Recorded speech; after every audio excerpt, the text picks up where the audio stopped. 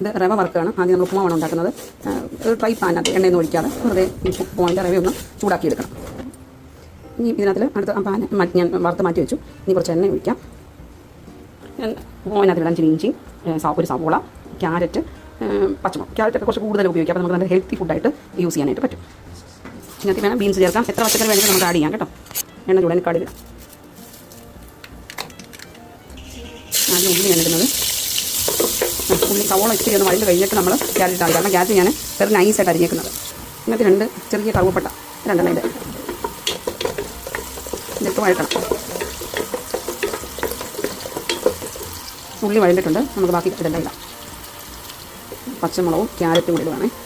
ഇഞ്ചി ഉണ്ട്. ഇഞ്ചി കുറച്ച് കഴിഞ്ഞിട്ടുണ്ട്. ഒന്ന് വഴറ്റും. ചെറുതായിട്ട് വഴറ്റിയാൽ മതി. വഴറ്റി കഴിയുമ്പോൾ ഇനി ഇഞ്ചി കൂടി ഇടാവേ. ഇഞ്ചിയുണ്ട്.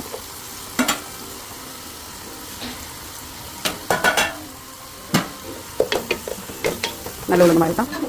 ചക്കര ഉപ്പിട്ട് നമുക്കൊന്ന് വഴറ്റാം. ഞാനിവിടെ 1 കപ്പ് റവ എടുത്തിട്ടുണ്ട്. കപ്പ് റവ.